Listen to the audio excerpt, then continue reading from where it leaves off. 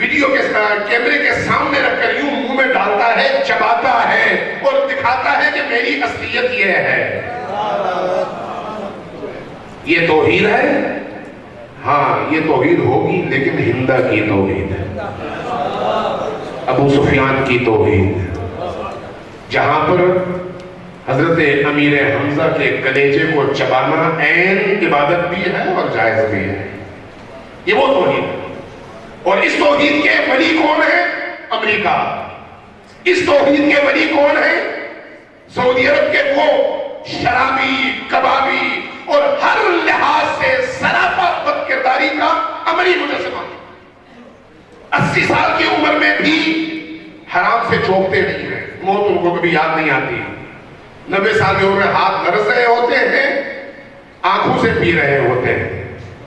آپ نے دیکھا ہوگا، ان کی ویڈیو دیکھی ہوگی، ان کے بارے میں پڑھا ہوگا. یعنی یہ وہ اولیاء ہیں کہ ایسے لوگ جب اس ولی اللہ اور ولایت الہیہ کے رستے کو ترک کر دیتے ہیں تو نتیجتاً ایسے لوگوں کی ولایت ان کو نصیب ہوتی ہے، اور اس ولایت کے نصیب ہونے کے بعد دنیا تو گئی، آخرت بھی گئی.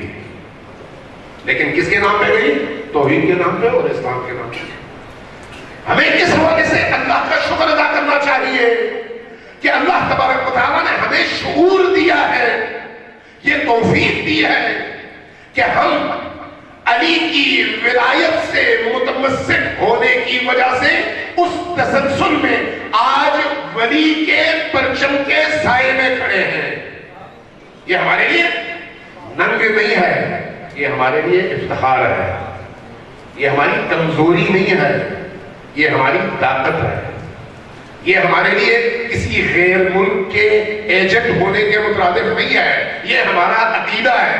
اگر اس کو آپ ایجنٹی کہیں، بعض ہمارے شیعہ بھی یہی کہتے ہیں اور مجھے ان کی عقلوں پر افسوس ہوتا ہے.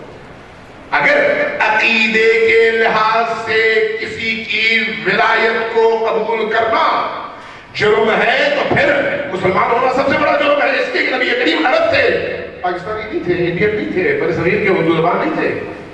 مولا علی عرب تھے. ہم نے عربی ہونے کی وجہ سے یا ایرانی ہونے کی وجہ سے یا کسی خاک سے نسبت کی وجہ سے کسی کا پرچم نہیں تھاما. اگر ایسا ہوتا تو ہم شاہ کا بھی پرچم تھامتے، یہ کہتے کہ وہ شیعہ ہے. ہم ایسے شیعوں پر 1000 دفعہ لعنت کرتے ہیں.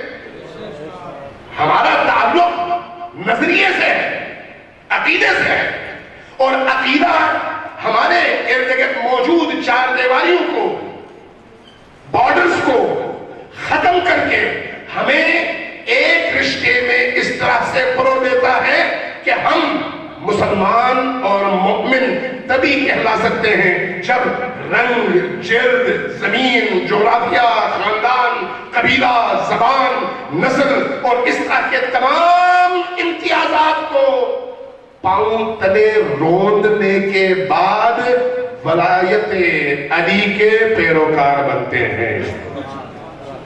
آج اگر ہم رہبر معظم کی ولایت کو مانتے ہیں تو یہ ولایت ان کی ذاتی نہیں ہے، یہ علی کی ولایت ہے جو تسلسل سے آئی ہے ادھر. اور جب امام اصل کا ظہور ہوگا تو یہ ولایت اصل اس حاکم اور اصل امام کے سپرد ہوگی. پھر فوٹو کاپیاں ختم ہو جائیں گی. اس کو فوٹو کاپی پر گزارا ہوا ہے، اس لیے کہ اصل پر دے گئے ہیں. ایسا ہی ہوتا ہے نا. تو یہ جو مجتہدین کی آپ بات کرتے ہیں، مراجع کی بات کرتے ہیں، ولی فقیہ کی بات کرتے ہیں، یہ اسارتاً نہیں بلکہ اس اصل ولی کے تسلسل کے طور پر ہے. لہذا ایک زمانے میں بحث چلی ایران کے اندر کہ ولی فقیہ کے اختیارات کیا ہیں، اور اس میں بہت سارے لوگوں نے بہت ساری باتیں کی. تو وہاں پر خوبصورت استدلال یہ سامنے آیا تھا کہ اگر قرآن تمام معاشروں کے لیے ہے، رسول کریم کی سیرت تمام معاشروں کے لیے ہے، اور دین تا قیام قیامت ہے، تو پھر رسول اور علی کی ولایت کا تسلسل بھی تا قیامت ہونا چاہیے. لہذا معصوم کی غیر موجودگی میں اگر یہ ولایت کسی غیر معصوم پاکیزہ ہستی تک پہنچتی ہے تو پھر وہ تمام اختیارات جو ولی حقیقی کو حاصل ہیں اس ولی جانشین کو بھی حاصل ہونے چاہیے، ورنہ فلسفہ ختم ہو جاتا ہے.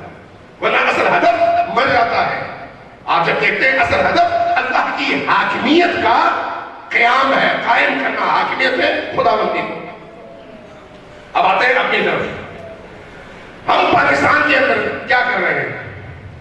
ہم اس ولایت کے سائے میں لوگوں کی روحوں کو، لوگوں کے ذہنوں کو، لوگوں کی فکروں کو اس ولایت سے جوڑ رہے ہیں. یہ ہماری ذمہ داری ہے، کوئی احسان نہیں ہے، ہماری ذمہ داری ہے. نہ کرے تو مجھے اس راہ میں بہت ساری مشکلات ہیں.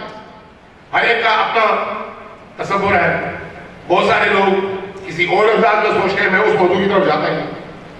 بہت سارے لوگ کسی اور انداز میں سوچتے ہیں، لیکن ہمارے سامنے جو نمونہ ہے وہ آج کے دور میں امام خمینی کی ذات ہے، اور امام خمینی کی غیر موجودگی میں ان کے افکار اور پھر ان کے جانشین کے فرامین اور ان کے افکار، اسی کہ وہ اس منصب پر فائز ہے. اور ہمارا فرض ہے کہ ہم امت کو اس ولی کے ساتھ جوڑیں. جب ہم یہ کام کریں گے تو ہم نے اپنی ذمہ داری ادا کر دی ہے. اگر یہ کام ہم نہ کریں تو لاکھوں نمائندگی کے ٹائٹلز ہماری گردنوں پہ آویزاں ہوں، ہم نے اپنی ذمہ داری ادا نہیں کی. میں اس سے زیادہ نہیں بولوں گا، اتنا ہی کافی ہے اشارہ. لیکن غور کریں اس بات پر،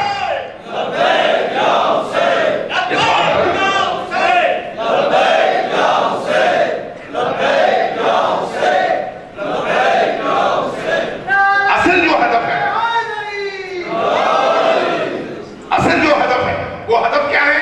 اس منصب سے امت کو جوڑنا. وہ جو روح ہے اس روح کو وہاں سے امت کے پیکر میں منتقل کرنا، یہ اصل ہدف ہے. اور جب یہ کام ہو جائے تو خود بخود معاشرہ بیدار ہو جاتا ہے. پھر معاشرہ سو نہیں سکتا. جس معاشرے کے اندر وہ روح پیدا نہ ہو، وہ کیسا بیدار معاشرہ ہے؟ وہ بیدار نہیں ہے، وہ چلتی پھرتی لاشوں کا معاشرہ ہے. اس معاشرے کے افراد جن کی نگاہوں کے سامنے ایک ظلم ہو رہا ہو اور وہ خاموشی سے گزر رہے ہیں، ایسا معاشرہ جس کی نگاہوں کے سامنے ایک بیچاری بچی کو اغوا کیا جائے اور اس کے ساتھ ایک گروہ شکی ترین افراد کا گینگ ریپ کرے اور اس کو اخبارات اور میڈیا کا زینت بنا دے، لیکن ہم کچھ نہ کر سکیں، خاموشی کے ساتھ گزر جائیں. یہ بیداری نہیں ہے. بیداری کیا ہے؟ بیداری ہے کہ امر بالمعروف زندہ ہو معاشرے کے اندر، نہی عن المنکر زندہ ہو معاشرے کے اندر، برائیوں سے روکنے کے لیے طاقت پیدا کی جائے، اپنے آپ کو طاقتور بنایا جائے، اپنے آپ کو منظم کیا جائے. اتنا منظم کہ جس کے نتیجے میں آپ کے خوف اور آپ کی ہیبت سے ہی ظلم لرز اٹھے اور ظلم کرنے کی جرأت مر جائے. جب ایک بچہ روتا ہے، زمانہ اگرچہ بدل گیا ہے، اب جو ہے ڈاکے، چوریاں، قتل، یہ چیزیں جدید ہو گئی ہیں، ماڈرنائز ہو گئی ہیں، تو اس لیے اب اس کے لیے کوئی اور مثال دینی پڑے گی. لیکن پرانے زمانوں میں جب بچہ گھر میں روتا تھا تو چور دیوار پھلان کے اندر داخل نہیں ہوتا تھا، اس خوف سے کہ گھر والے جاگ رہے ہوں گے. اب بھی اگر کوئی ایک بندہ گھر میں جاگ رہا ہو، اس کے پاس اسلحہ ہو، تو چور ڈاکو داخل نہیں ہوتا اس خوف سے کہ وہ ہمیں جو کہ جاگ رہا ہے ہمیں مارے گا. ایک بچے کے خوف سے، ایک بچے کے رونے کی آواز کے خوف سے. اگر معاشرے کے اندر قدرت اور طاقت کا احساس پیدا ہو جائے تو ظالم کو ظلم کرنے کی جرأت نہیں ہوگی. ظالم کب جرأت کرتا ہے؟ جب وہ دیکھتا ہے کہ معاشرہ سویا ہوا ہے اور اس کو اس ظلم کے نتیجے میں کوئی جگہ نہیں سکتا. پنڈی کے واقعے میں بھی دوستوں کی خواہش تھی کہ پنڈی کے واقعے کے حوالے سے یہاں پر رپورٹ پیش کر دیں. تو کل سے پرسوں میں میرا خیال ہے بہت سارے دوستوں نے پنڈی کے واقعے کی بات کی ہے. میں بھی صرف اشارہ کرتے ہوئے گزرتا ہوں اگر ہمارے سعید بھائی اجازت دے دیں. پنڈی کے واقعے کے اندر بھی جب معاشرہ سویا ہوا تھا تو ایک طرف تکفیری طاقتوں نے اپنی پوری جلدار کا رخ آپ کی قوم، آپ کے مراکز اور آپ کی عبادت گاہوں اور آپ کی دینی رسومات کی طرف کر لیا. اور دوسری طرف حکومت نے بھی اپنی تمام طاقت آپ کے خلاف استعمال کی. کیوں کو یہ ضرورت ہوئی؟ کیوں؟ اس لیے کہ وہ یہ سمجھے تھے کہ یہ جو معاشرہ ہے یہ چلتی پھرتی لاشوں کا معاشرہ ہے. ماضی میں ایسا ہی ہوتا رہا ہے. ان کو پیس کرو, ان کو پامال کرو, ان کو رگیت دو, ان کی لاشوں کے اوپر سے گزر جاؤ, کچھ نہیں ہوتا. لیکن یہ ان کی غلط فہمی تھی. وہ یہ غلط فہمی کی وجہ سے تصور کر بیٹھے کہ ہم اس طرح سے کامیاب ہو جائیں گے.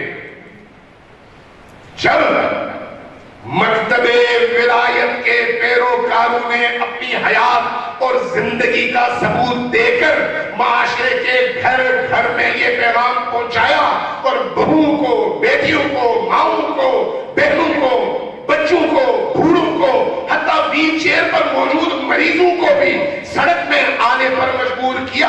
اور چہلم کا وہ اجتماع اور اس سے پہلے 16 سفر کا وہ اجتماع ہوا تو دنیا نے دیکھ لیا کہ تمام وہ تکفیری طاقتیں, میں ان کے نام لینا مناسب نہیں سمجھتا, چاہے ان کے سیاسی چہرے ہوں, چاہے ان کے مدارس کے چہرے ہوں, مساجد کے چہرے ہوں, یا ٹارگٹ کلنگز والے ہوں, یا دہشت گردی والے ہوں, یا طالبان کے نام پہ ہوں, کسی بھی نام پہ ہوں, سب اپنی تمام تر نجس کوششوں کے باوجود 40 کے دن ان کے لیے عاشور بپا ہوا, ان کے لیے عاشور بپا ہوا.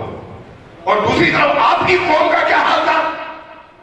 آپ کی معصوم بچیاں, بہنیں, بیٹیاں نہتے, خالی ہاتھ, ننگے پاؤں, سیاہ لباس پہن کر, اس لیے کہ ان کے اندر زندگی پیدا ہو چکی تھی, اس لیے کہ وہ یہ سمجھتے تھے کہ